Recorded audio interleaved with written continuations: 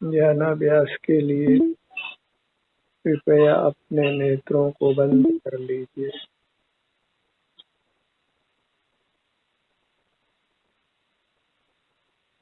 अपना मुख अपनी ओर कीजिए।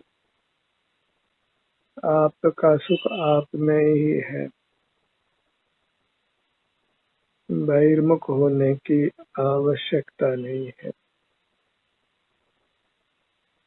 इंद्रिय द्वारों को बंद रखिए। अपने ही आभ्यंतर अमूर्त शरीर का एहसास कीजिए।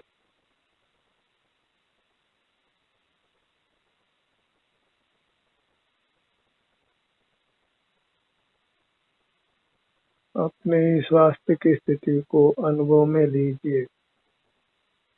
जो भी कुछ आपके भीतर हो रहा है उसका सहर्ष अनुभव कीजिए। दुख में सुख में दोनों में ही समता भाव रखिए। अभी कर्म का संबंध है, कर्म का उदय है, इसलिए आपको अपने शरीर में अप्रिय संवेदना का भी अनुभव होता है।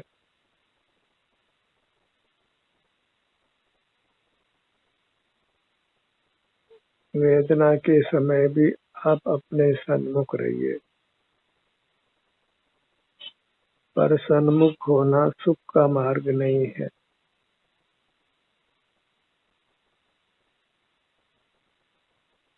अपने ध्यान को अपने मध्य भाग पर लाइए। पेट के भाग पर आइए। श्वासोच्छ्वास क्रिया के कारण आपका पेट फूलता है और सिकुड़ता है, उसको महसूस कीजिए।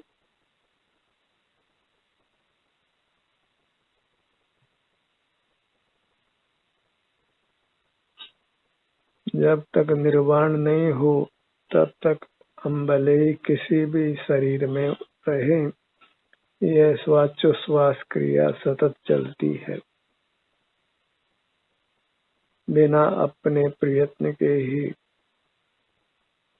हमें बस उसका एहसास करते हुए रहना है।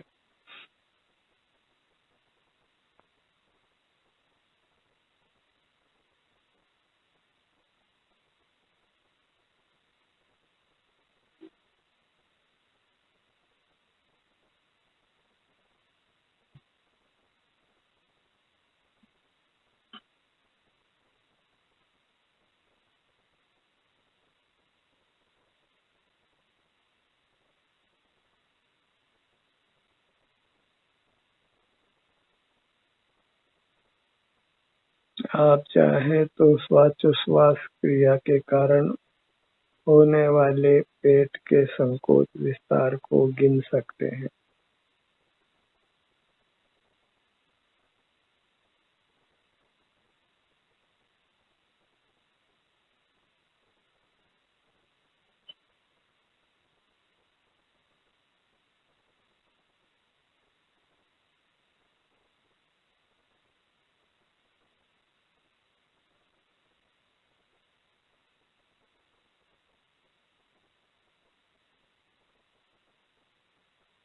अपने ध्यान को अपने नासिका भाग पर लाइए।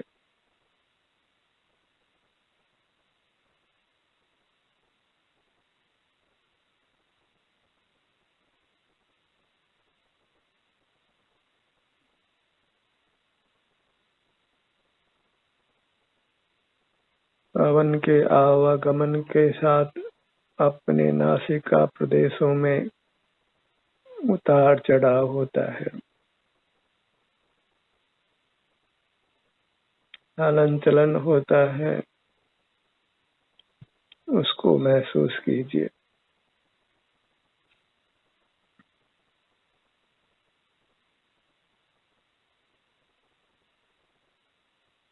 करना कुछ भी नहीं है, जो हो रहा है उसका अंतर्दृष्टि से आपको अनुभव होता है।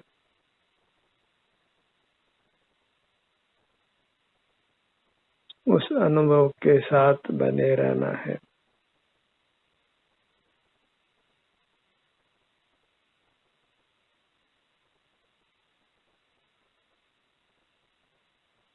श्वास, उच्छ्वास,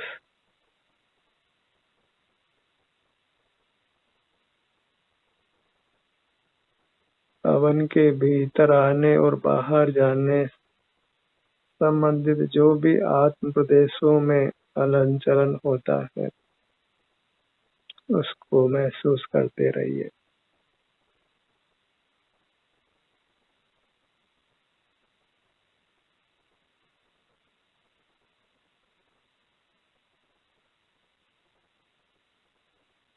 जब भी मन विशेष चंचल हो तो अपने ध्यान को श्वास क्रिया पर लाइए, पेट के भाग पर या नासिका के भाग पर।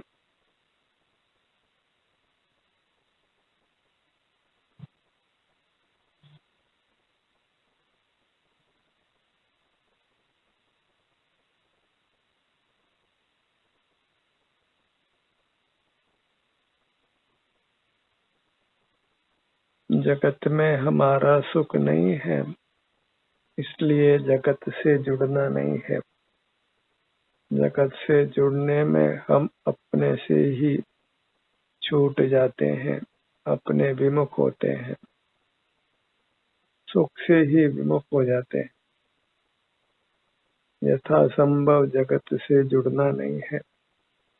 प्रयास करिए कि आप जगत से नहीं जुड़े, अपनी मूर्त से ही जुड़कर रहे।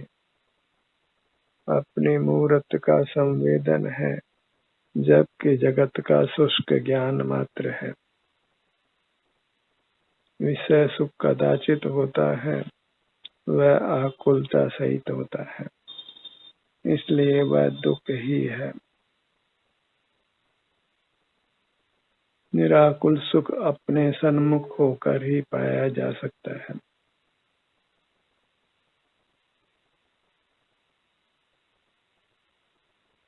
अपने ध्यान को अपने सिर के भाग पर लाइए।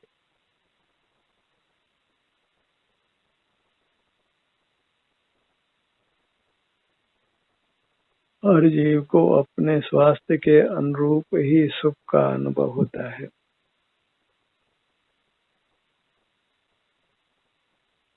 स्वास्थ्य की संभाल करिए। स्वास्थ्य खोना सुख को ही खोना है।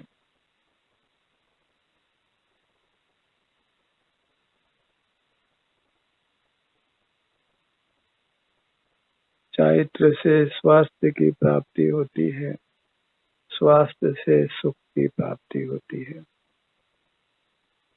और चारित्र अपने अमूर्त शरीर के सन्मुख रहना है, अपने ही स्वरूप में आचरण करना है, अपने में ही विहार करना है, अपने ही स्वास्थ्य की स्थिति को भोगते हुए रहना है।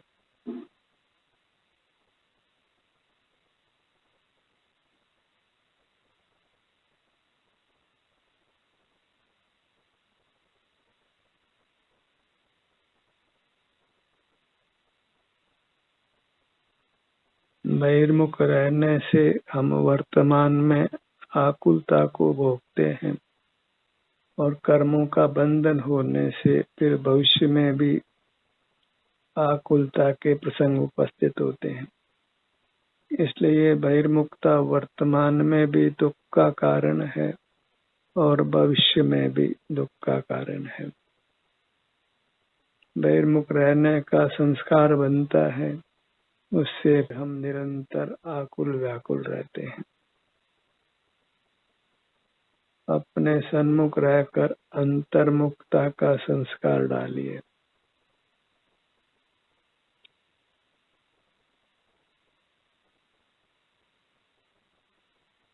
संस्कार के अनुरूप सहज ही प्रवृत्ति होती है।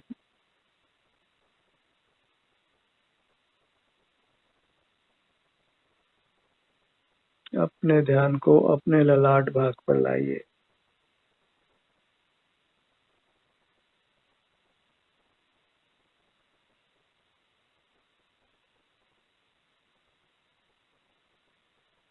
हमारे साथ प्रचुर कर्म का बंधन है, इसलिए हमको प्रचुरता से अपने सन्मुख रहना है।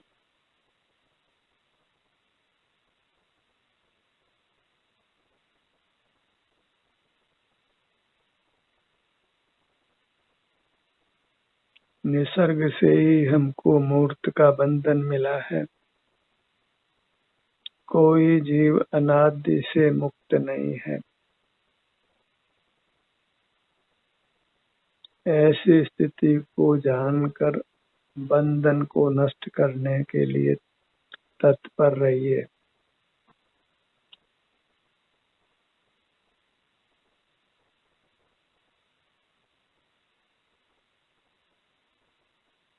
अपने ध्यान को अपने भ्रूमध्य पर लाइए। दोनों भुवों का भाग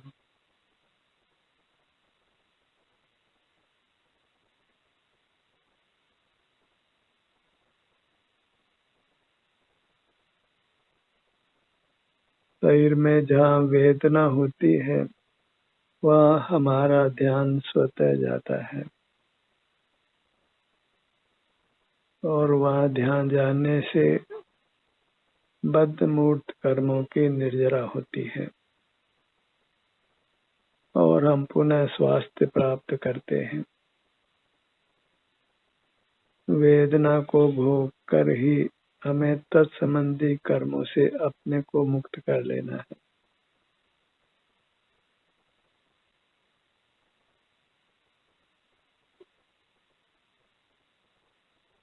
वेदना का प्रतिकार करने से तत्संबंधी कर्म का नाश नहीं होता।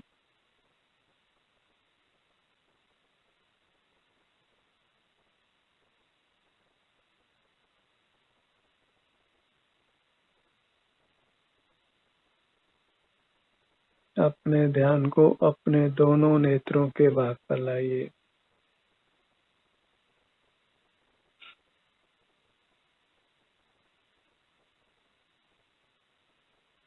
आपको सुख आपकी अवस्था के अनुसार मिलता है, दूसरे का सुख दुख नहीं मिलता।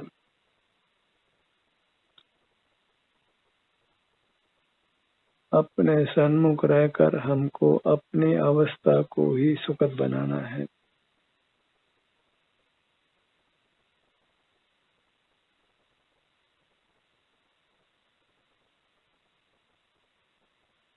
अनादि से कर्म का संबंध है, इसलिए हम दुख का अनुभव करते हैं। बहिर्मुख नहीं रहे तो वह कर्म का संबंध मिट जाता है। अंतर्मुख रहना, बहिर्मुख नहीं होना, इतना ही मोक्ष का मार्ग है। धर्म का विस्तार करना अच्छा नहीं है, उससे बहुत विकल्प उपजता है और विकल्पों का फल संसार है।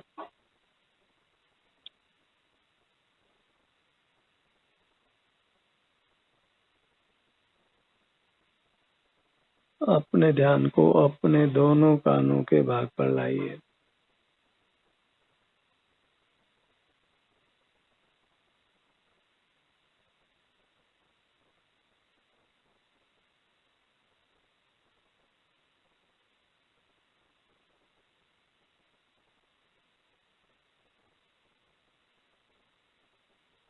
अपने ध्यान को अपने दोनों होठों के भाग पर लाइए।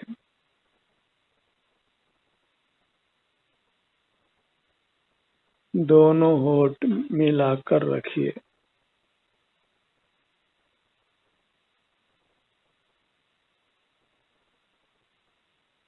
अपना ध्यान अपनी दंत पंक्तियों पर लाइए।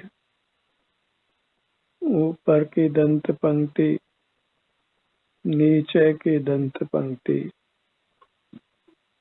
दोनों पंक्तियों को मिलाकर रखिए।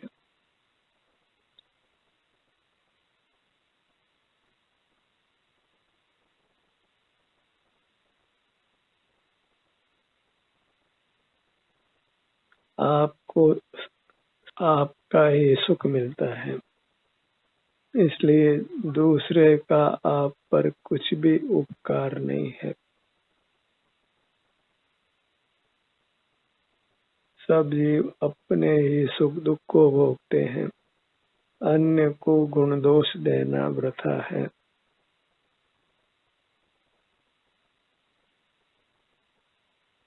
दुख अपने बहिर्मुखता से है और सुख अपनी अंतर्मुखता से। इसलिए सुख दुख के हम ही करता है।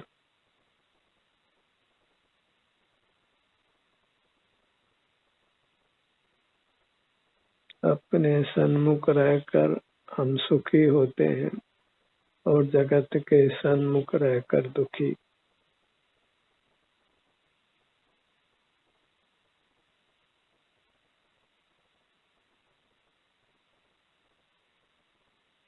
जिह्वा भाग ऊपर तालु।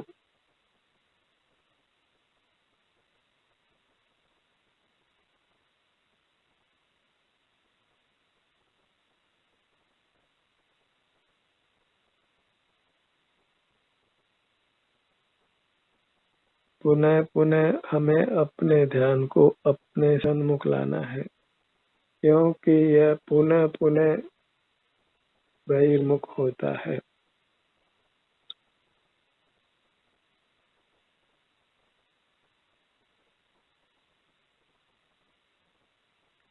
कंठ भाग पर आइए।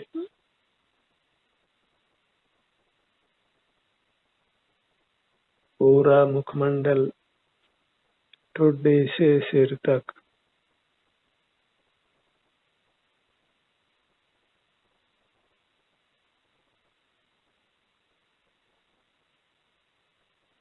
अपने आभ्यंतर अमूर्त शरीर के संबंध में कुछ कल्पना नहीं करना है। जो भी सुख दुख की स्थिति या हलन चलन की स्थिति है, उसका केवल अनुभव कर लेना।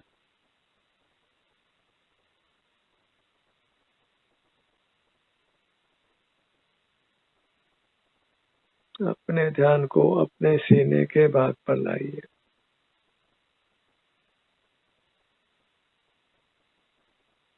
जो जितना अपने स्वरूप में स्थिर रहता है, वह उतना स्वास्थ्य और सुख को पाता है।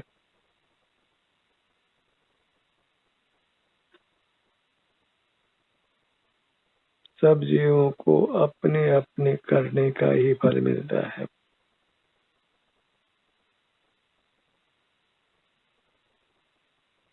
एक जीव दूसरे जीव को सुखी दुखी नहीं कर सकता है।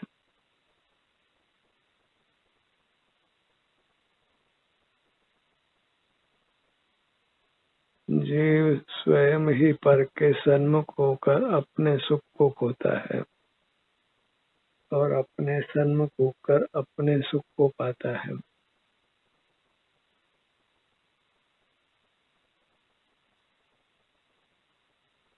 सीने का भाग, हृदय स्थान,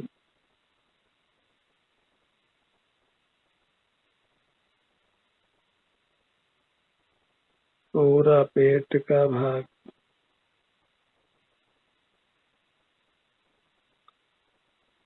मध्य में नाभि का स्थान।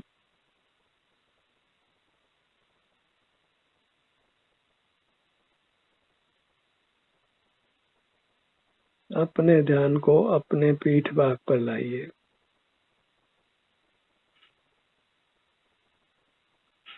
बायां कंधा, दायां कंधा। अपने हर छोटे से छोटे भाग पर अपने ध्यान को ले जाना है। इस प्रकार आप सतत अपने सन्मुख रह सकते हैं। पुनः पुनः अपने हर भाग पर आना है। इस प्रकार अंतर में ही विचरण करते हुए रहना है।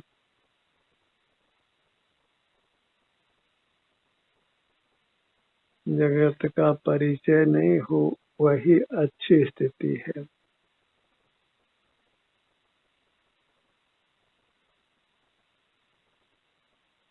बाहर की चतुराई मोक्ष मार्ग में काम नहीं आती है।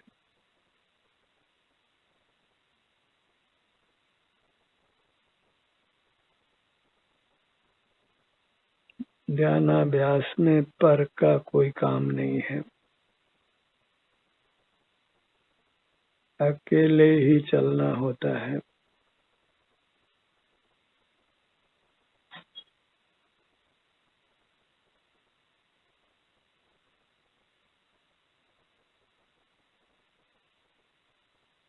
अपने ध्यान को अपनी दाहिनी भुजा पर लाइए।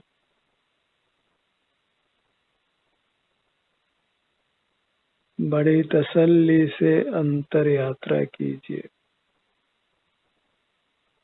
आसन भले ही आप बदल लें, पर अपना मुख अपनी ओर रखें। नेत्रों को बंद रखें।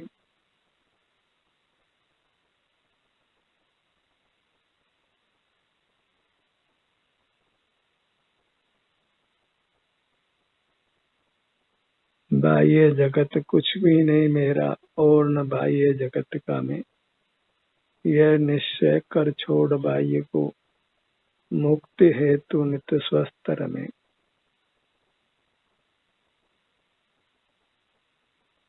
अपने कर्म सिवाय जीव को कोई न फल देता कुछ भी। करे आप फल दे किए, दे अन्य तो स्वयं किए निष्फल होते। अपना सुख तो अपने में है, बाह्य वस्तु में व्यर्थ प्रयास।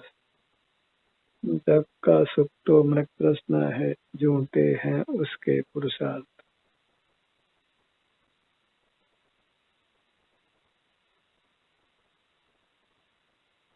तन मंदिर में देव जिन जग मंदिर देखंत। आश मुझे दिखे रे, प्रभु भिक्षार्थ भ्रमंत।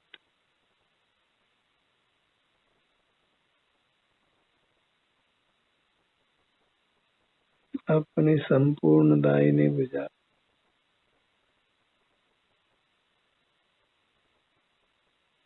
दाहिनी हथेली हथेली की संवेदनाएं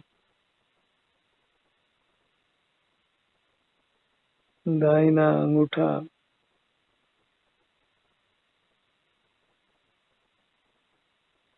तर्जनी उंगली मध्यमा अनामिका और कनिष्ठा।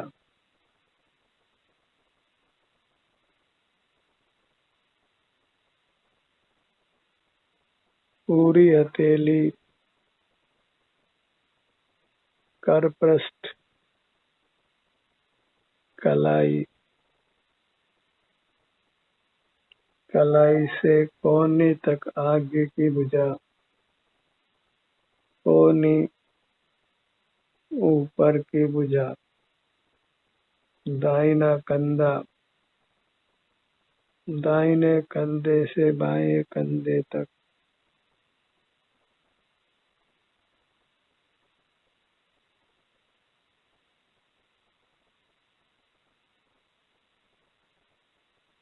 अपने ध्यान को अपनी बाईं भुजा पर लाइए।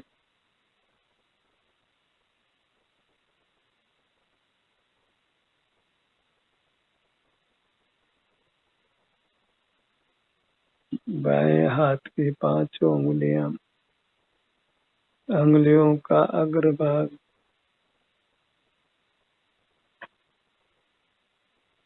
अंगूठा तर्जनी उंगली मध्यमा अनामिका छोटी उंगली बाईं हथेली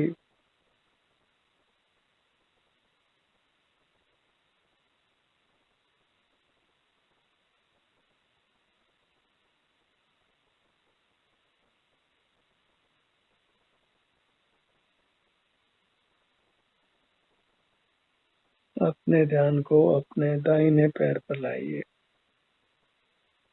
पगतली पाद पृष्ठ अंगूठा पहली अंगुली दूसरी अंगुली तीसरी अंगुली, चौथी अंगुली, पूरी हथेली, पूरी पगतली,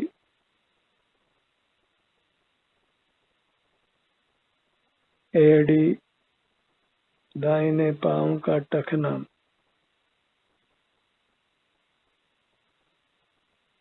टखने से घुटने तक निचला पैर, पिंडली, घुटना, जंघा भाग, दाईं ओर की कमर का भाग,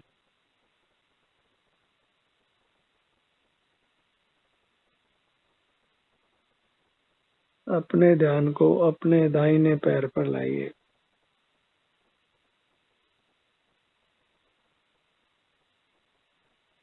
पगतली,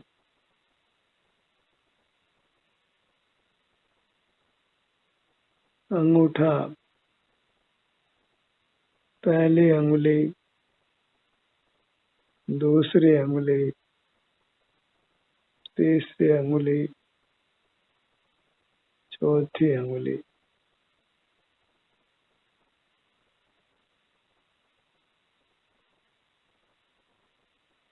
पांव की एड़ी, बाएं पैर का टखना, टखने से घुटने तक निचला पैर,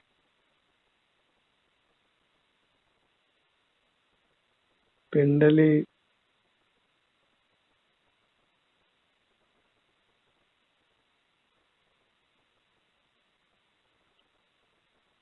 घुटना, जंघा भाग, बाईं ओर की कमर का भाग, अपनी पूरी मुद्रा वही परमात्मा की मुद्रा। आप अंतरंग में सदा परमात्मा है, सदा वीतराग है।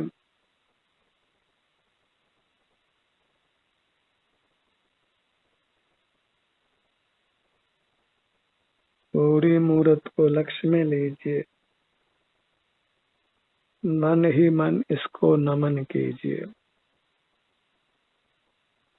क्योंकि आपके लिए यही परमात्मा है, यही आराध्य है, यही संवेद्य है, यही सर्वस्व है।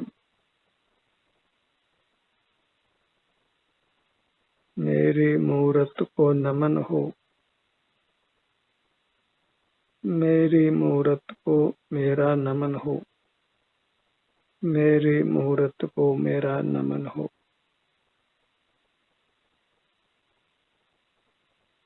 अपनी ही प्रेरणा से इस अभ्यास को अहोरात्रि करने का प्रयत्न करना है। ध्यान का ये सत्र यहीं समाप्त होता है। आपकी सहभागिता के लिए धन्यवाद।